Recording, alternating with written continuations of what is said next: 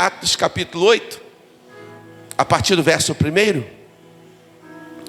Atos capítulo 8, verso 1. Esse mês o Senhor tem me despertado para estar falando sobre paixão por gente.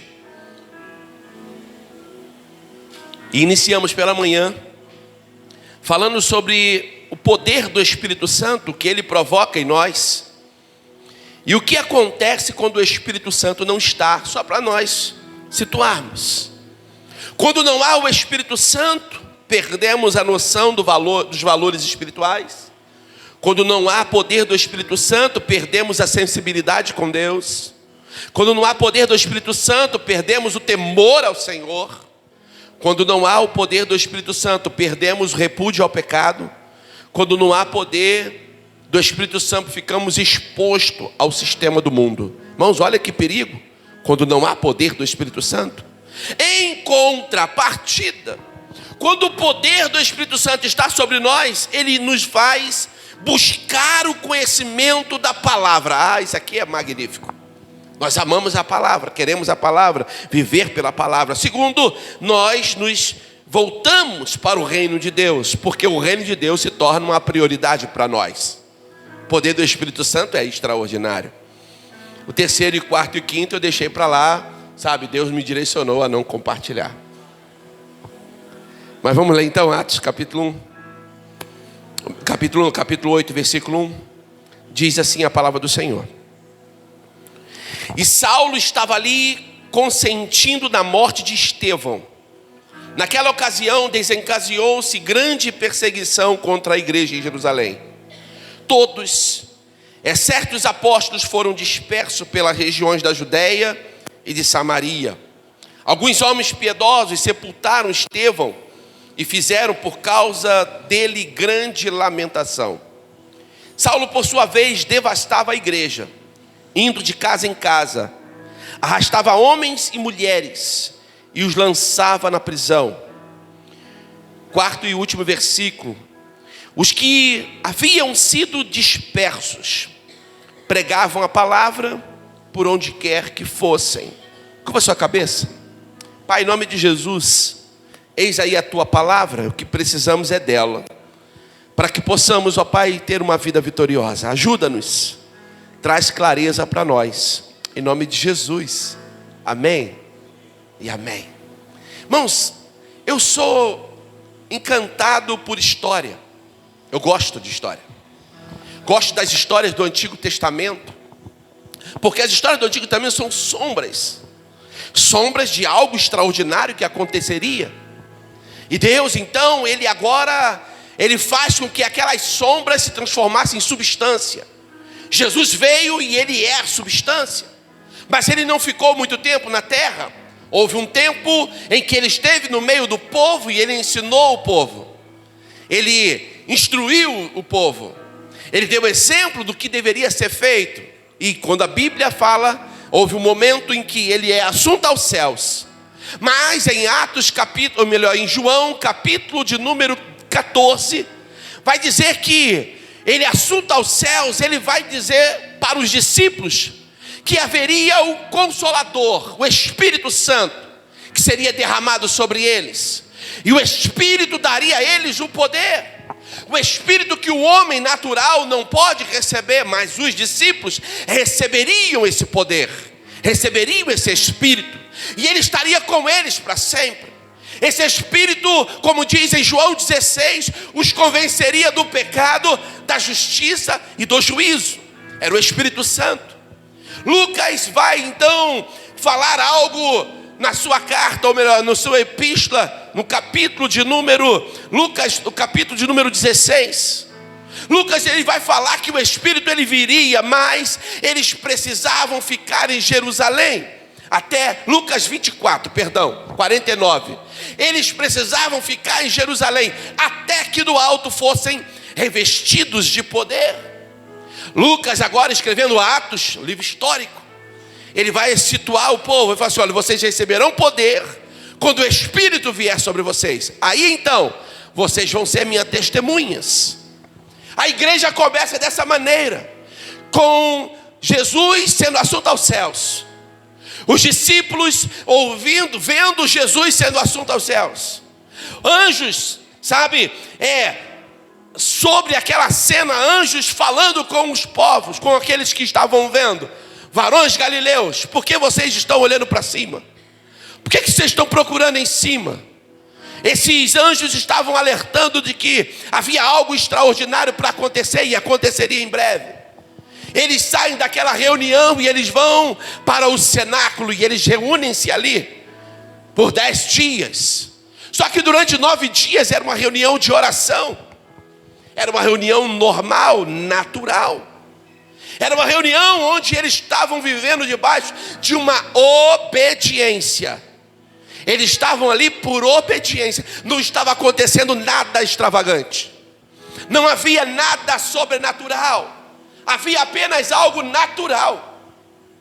Havia apenas algo comum. E qual era o comum? É que eles estavam reunidos. Era apenas isso.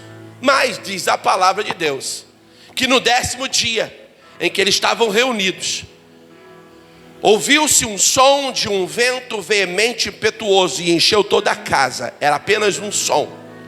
De repente os olhos deles foram abertos e viu-se no meio deles línguas repartidas como de fogo. Então houve audição e visão. Opa, coisa extraordinária. Mas de repente começaram eles a falar. Opa, audição, visão e voz. A fala, esse instrumento extraordinário. A Bíblia fala que eles começaram a falar em línguas. E eram línguas estranhas. Era estranha por quê? Porque havia povos de 14 nações naquele lugar. 14 povos diferentes estavam ali reunidos naquela cidade. Mas diz a Bíblia que cada um ouvia falar na sua própria língua. Irmãos, era algo extraordinário que estava acontecendo. E o que se dizia entre eles é: quem são eles? Que povo é esse? O que está acontecendo? Eles estão falando numa linguagem que eu estou entendendo o que eles estão falando. Mas por que eles estão falando desse jeito? Era algo extraordinário, chamou a atenção. Alguns, julgando o natural ou o sobrenatural como algo natural, falaram assim: eles estão bêbados. Eles devem ter se embriagado com o vinho. Jesus não multiplicou o vinho?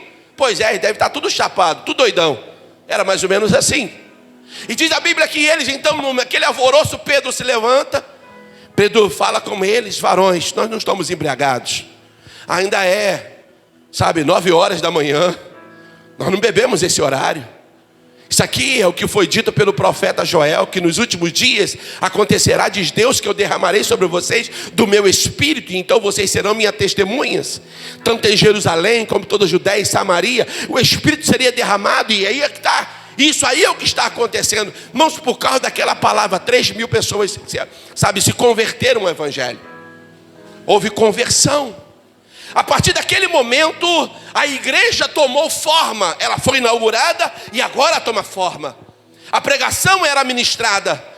Os apóstolos pregavam a palavra e os povos, as pessoas, compartilhavam a palavra. Atos 2 vai dizer que eles todos os dias se reuniam em casa, mas se reunia também no pátio do templo. E havia comunhão, havia singeleza de coração. Eles estavam reunidos no partir do pão, na comunhão e nas orações.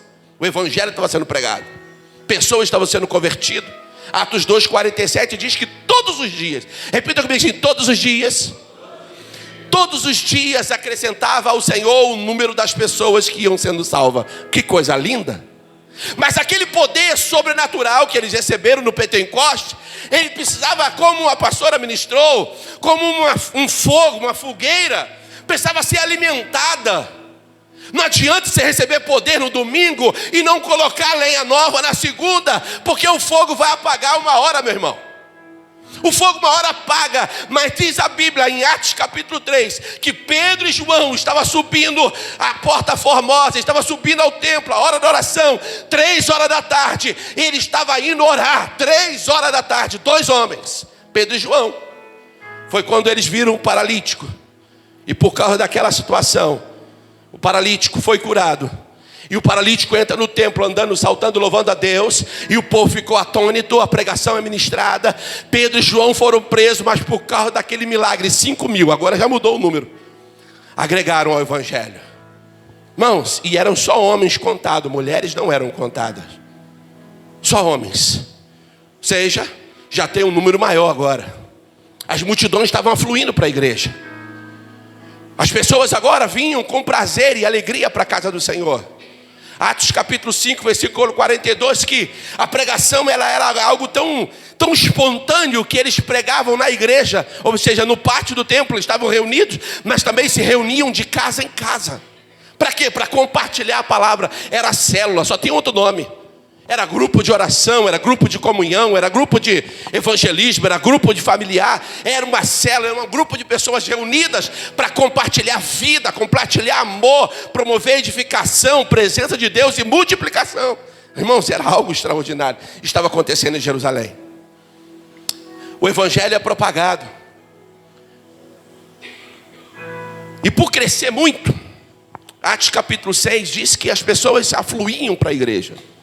E era muita multidão, começou a dar problema, porque agora os judeus de fala grega ou helenistas estavam se convertendo também, e eles eram desprezados pelos judeus ortodoxos. Então estava havendo separação, divisão. Para aniquilar aquela divisão, os apóstolos se reuniram no meio do povo e falaram assim: irmãos, não é justo nós deixarmos a palavra para servir a mesa. Vamos colocar sobre vocês homens cheios do Espírito Santo, homem cheio de fé, homem cheio do Espírito Santo, para que constituamos sobre esse importante negócio. E foi colocado então no meio daquele povo, separados 6 homens. Entre os 6, tinha 2 nomes ali que eu quero citar nessa noite: Filipe e Estevão. Olha que coisa interessante. Repita comigo: Filipe e Estevão. Capítulo 6 começa a falar sobre a eleição dos diáconos. O nome então é colocado, eles são os diáconos da igreja. Aquela multidão de pessoas, quantos diáconos tinham? Apenas 7, né? 7 diáconos. Pouquíssimos diáconos. Mas por quê? Porque os outros já estavam acostumados a trabalhar. A igreja está acostumada, os irmãos eram generosos, eram amorosos. 7 dava conta, porque a preocupação deles era servir a mesa. Mas esse diácono, ele tinha algo importante. Ele era um cheio do Espírito Santo e de muito conhecimento profundo da palavra, a ponto de, em Atos capítulo 6 ainda, Estevão começa a pregar a palavra. E no capítulo 6 de Atos vai dizer que Estevão prega com muita sabedoria, e ele anuncia o evangelho com muita autoridade. Era um conhecimento que não era natural, não adivinha, sabe, de uma escola rabínica, adivinha de uma experiência com Deus. Estevão prega com autoridade, com sabedoria, porque o Espírito Santo era com ele. Mas aquela pregação provocou os homens. No capítulo 7 é o capítulo do julgamento. Estevão se levanta e ele então anuncia ainda com mais força o evangelho. Ele prega com mais autoridade. E por causa da sua pregação, diz a Bíblia, que ao concluir a pregação, ele olha para o céu. O capítulo 6, o último versículo vai dizer que as pessoas olhavam para Estevão e via nele a figura de um anjo. Ele reluzia a glória. Irmãos, era algo sobrenatural. Lembra, estamos vivendo um ano do sobrenatural. Estevão estava participando de algo sobrenatural. Capítulo 7, diz a Bíblia que ele olhou para o céu e ele viu o céu aberto. E ele viu o Filho do Homem assentado à direita de Deus.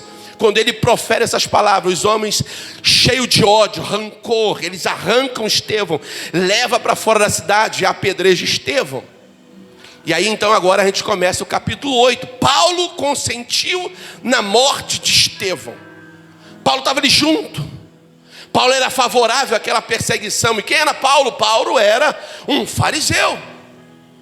Paulo havia estudado a vida inteira para ser um zeloso da lei. Alguém, um guardião da lei, conhecedor profundo da lei. Havia aprendido na melhor escola rabínica da sua época, aos pés de Gamaliel. Paulo havia sido instruído até aquele momento. Mas Estevão agora é morto e as roupas de Estevão é colocada aos pés de Paulo. Paulo apenas observava tal situação. Hoje eu não vou me deter à história de Paulo, mas eu vou me deter aos resultados daquela morte. Capítulo 8, a partir do versículo 2. A perseguição avoluma. O povo agora é afligido, sofrido. Eles são obrigados a deixar suas casas. a deixar sua família, a deixar seus amigos, a deixar suas fazendas, a deixar suas terras. Eles são obrigados a fugir, é a primeira diáspora do Novo Testamento. Eles são obrigados a fugir por intensificar, pela intensidade da perseguição. E é esse povo que estava sendo perseguido, que havia perdido as suas casas, havia perdido seu patrimônio, havia perdido a comunhão da sua família, que saem fugido de Jerusalém e chega numa cidade desprezada, que Jesus já havia dito: olha, pregue o meu evangelho em Jerusalém, Judeia e Samaria. Só que Samaria ficava dentro da Judeia. Era mais ou menos assim: pregue o evangelho em Queimados, no Pacaembu, no Fanchen, mas não esqueça São Simão, pregue São Simão também. E eis aqui a gente aqui, amém? Ô, glória, a gente está aqui, irmão, estamos dentro do negócio. Bem, mas vamos lá para a palavra. E então a palavra de Deus, ela deveria ter sido pregada antes, mas por causa do comodismo, eles ficaram apenas em Jerusalém. Mas agora, com a perseguição, o povo foge de Jerusalém e vai em direção a Samaria, encontra refúgio em Samaria. E é esse o versículo 4 do texto que nós lemos, que diz que os que andavam dispersos iam por toda parte anunciando o Cristo. Os que haviam se disperso pregavam a palavra onde quer que fossem. Irmãos, olha que coisa extraordinária. A palavra estava sendo pregada por quem?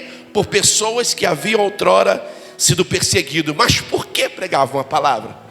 Porque eles estavam cheios do Espírito Santo. Irmãos, pessoas cheias do Espírito Santo, ela fala da palavra, ela vive a palavra. Quando somos cheios do Espírito Santo, nós somos impulsionados a viver uma vida espiritual abundante. Por que foi isso? O exemplo daqueles, ou seja, exemplo daqueles crentes do início da era cristã, nós precisamos ser cheios do Espírito Santo para que sejamos capazes de contagiar as pessoas. Repita comigo assim: contagiar.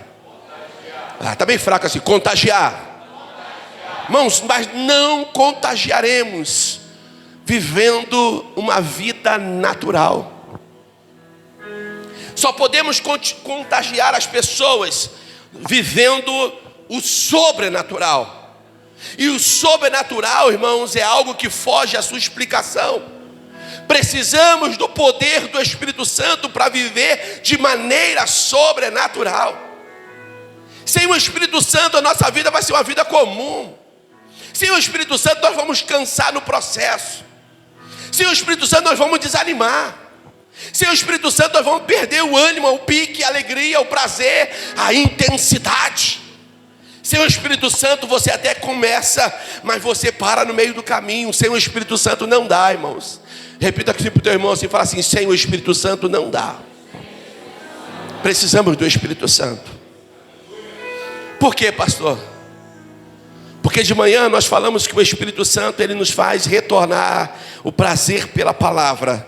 Falamos que o poder do Espírito Santo faz com que a gente tenha o reino de Deus como prioridade. Porque o Espírito Santo nos faz retornar a ter uma vida de santidade. Mas nesse tópico nós vamos falar porque o Espírito Santo nos enche de amor aos que não conhecem a salvação. É o poder do Espírito Santo que coloca amor aqui dentro, pelas pessoas que estão perdidas, pelas pessoas que não conhecem a Jesus. Irmãos, a gente quando fala de Samaria e fala de judeu, para nós já é uma fala comum. Mas nós falamos de duas raças distintas. Uma raça mestiça, que eram os samaritanos, e uma raça pura, que eram os judeus. Irmão, você está entendendo isso? É que talvez você não entenda o que é segregação por morarmos no país tão tranquilo como o nosso, onde diz que há racismo, mas irmãos, nós não fazemos ideia do que seja de verdade racismo, porque aqui nós somos misturados, mestiços. Lá havia segregação, lá havia, discriminação. Judeus não falavam com samaritano, não trocavam palavra com samaritano. Irmão, quando a gente fala de Samaria, para nós é hoje um exemplo. Samaria é um exemplo para a gente. Mas um judeu, ele contornava a cidade de Samaria quando ia da Galiléia para Jerusalém. Ele contornava, estava no meio do caminho, mas contornava para não passar dentro da cidade. Havia segregação. Quando a mulher samaritana está junto ao poço, em João capítulo 4, Jesus chega, ela fala logo: olha, você não sabe que judeu não fala com samaritano? Tipo assim, o que você está querendo comigo? Eu não quero papo com você. As nossas raças não se batem. Havia ainda uma divisão ou um pensamento religioso diferenciado. Um adorava no monte, outro adorava lá em Jerusalém. Um adorava no monte em altares, outros adoravam em Jerusalém, no santuário, no templo. Havia segregação, irmãos.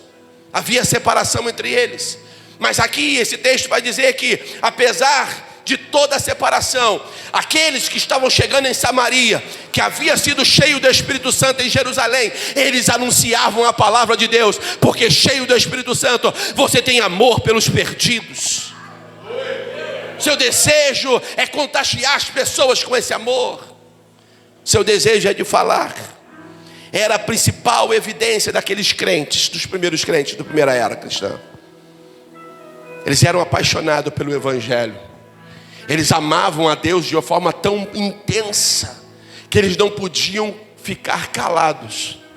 Eles precisavam compartilhar. O Espírito Santo promove no homem, no coração do homem, um desejo de cumprir o ID. É por isso que precisamos do Espírito Santo. Pessoas apaixonadas por Deus, ela quer fazer a vontade dele. E a vontade de Deus, irmão, não é que você sozinho se converta. A vontade de Deus é que você e toda a sua casa, é que você e os seus amigos de trabalho, é que você e os seus parentes, é que você e os seus vizinhos, é que todos se convertam. Tu acha que Deus fica feliz quando um jovem morre? Quando uma pessoa perde a vida, ou quando alguém tira a vida de alguém? Ai, irmãos, o inferno aplaude esse negócio. É por isso que nós não podemos nos corromper ou deixar que o nosso coração se corrompa com o que está acontecendo ao nosso entorno. No mundo, irmão, está faltando amor, está sobrando injustiça, está faltando amor, está sobrando iniquidade. E aí entra, onde nós entramos nesse negócio? Nós entramos, irmãos, cheios do Espírito Santo. Nós podemos fazer a diferença. Precisamos buscar o poder do Espírito Santo para que possamos amar as pessoas.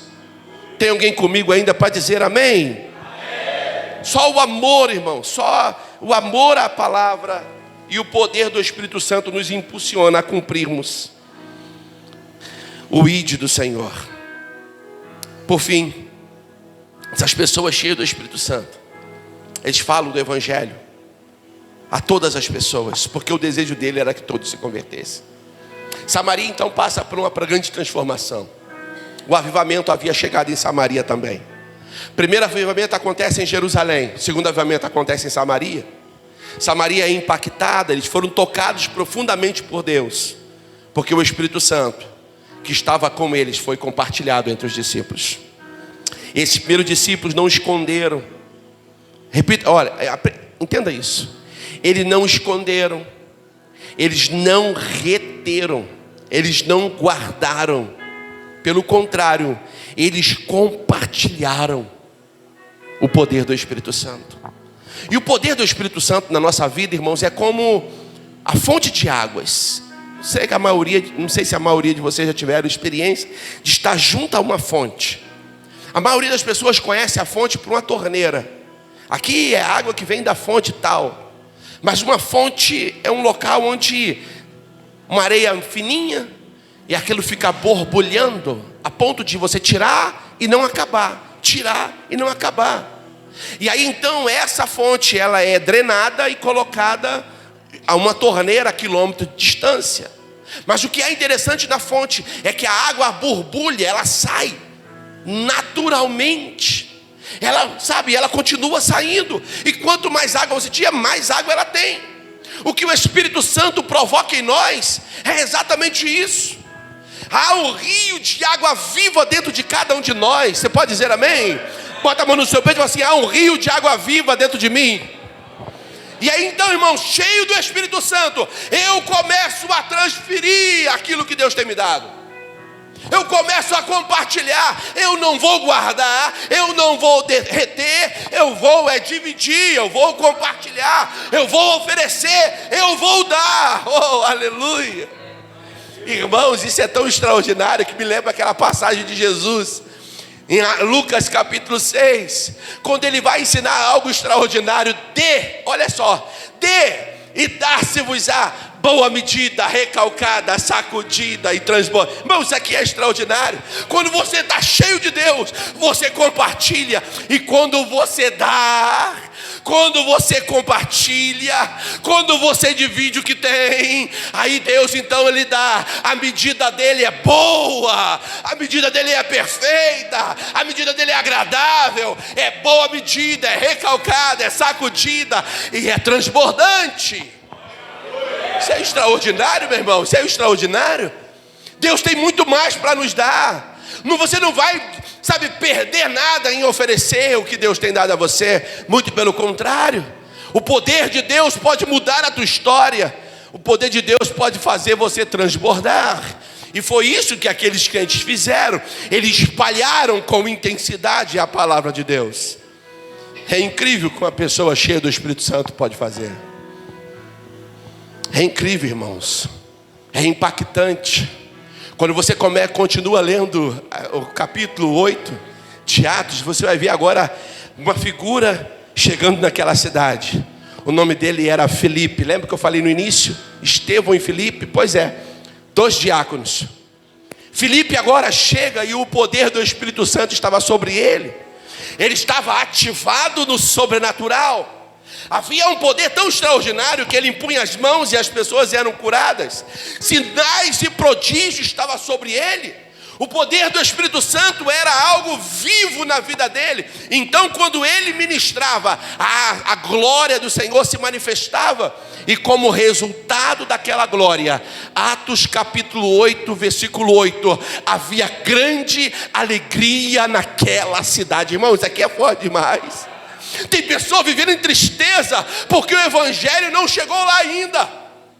Tem pessoas buscando alegria num copinho de cerveja, buscando alegria num copo de cachaça, numa garrafinha de cachaça, buscando alegria num cigarro de maconha, buscando alegria numa pitada de cocaína, eles estão buscando alegria, num crack. Eles não conhecem Jesus. Sabe quem é que vai levar Jesus para ele? Dá uma olhadinha do seu lado. Fala assim, você. Irmãos, essas pessoas precisam de Jesus. Eles precisam conhecer o poder de Jesus. Olha o que Jesus fez com você. Que pessoa linda é você. Só o Mauro. Valeu, aleluia, tomou posse. Você só é bonito porque você está cheio do Espírito Santo, irmãos. Um está mais cheio, o outro mais vazio. Vou repetir para você ver. Você só é bonito porque está cheio do Espírito Santo. O negócio pegou. Irmãos, o Espírito Santo nos torna bonitos, irmãos. Nos torna melhores. Agora, tu imaginou? Se o Espírito Santo nos torna bonito, quanto mais eu compartilho o que Ele tem me dado, mais bonito eu fico. Lembra? Boa medida, recalcada, sacudida e transbordante. Tem pessoa olhando no espelho e se sentindo feio. Está compartilhando pouco o Evangelho. Porque se há um pouquinho do Evangelho em você, se o Espírito Santo está dentro de você, está na hora de você começar a compartilhar o que você tem. Porque à medida que você dá, você vai recebendo mais. Oh, aleluia. É como numa fogueira. A fogueira só pode ser mantida acesa se tiver lenha nela. Sem lenha o fogo apaga. Sem lenha, irmãos, o fogo apaga. E sem fogo não há intensidade. Esses crentes aqui, eles estavam intensos. Eles haviam sido cheios do Espírito Santo. Jerusalém não foi mais a mesma. Jerusalém não era mais a mesma. Havia alegria em cada casa. O poder do Espírito Santo estava em cada família.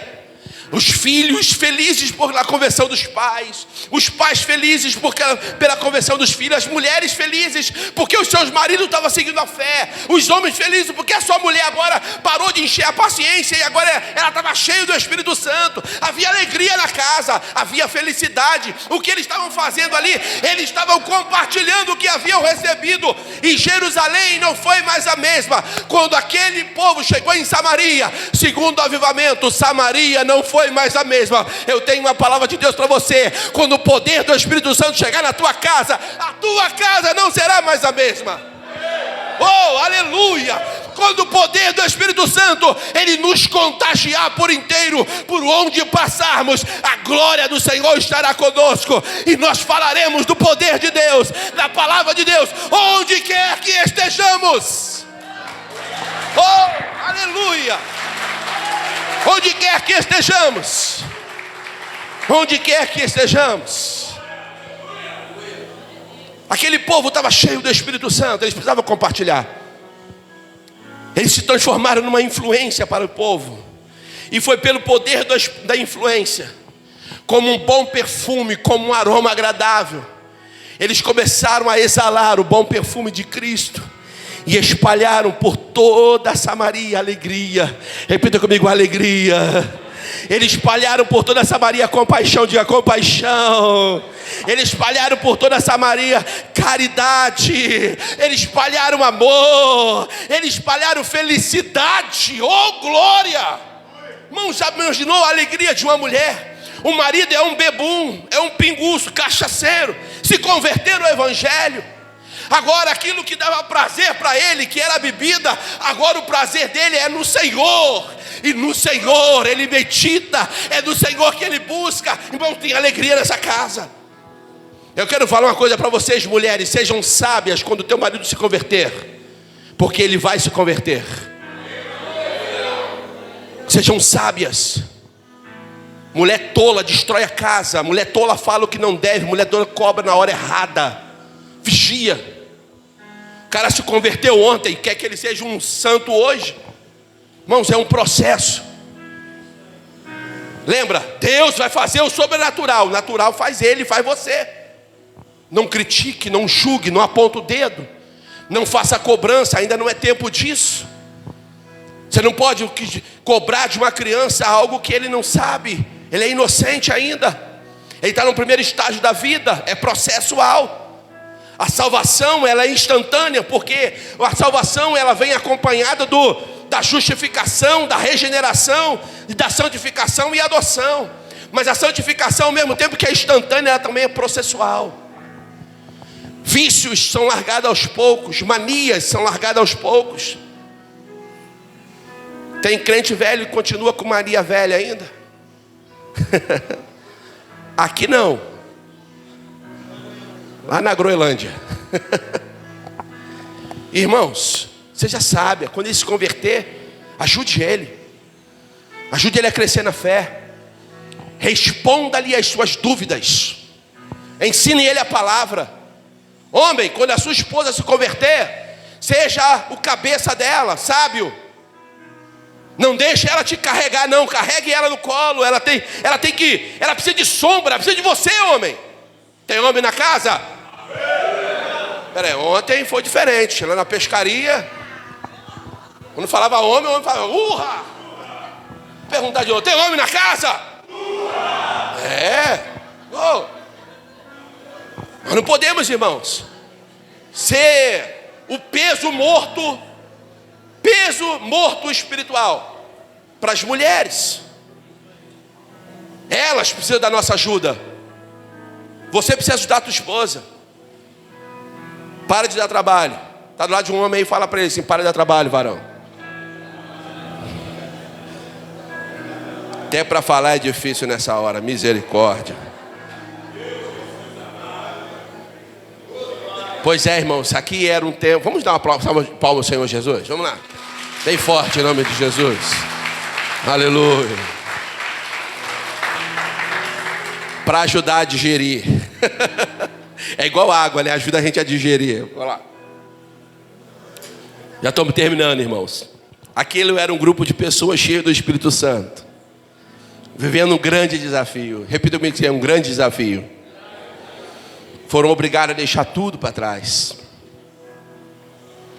Para vivermos o sobrenatural e contagiarmos pessoas, vamos precisar deixar tudo para trás também, irmão.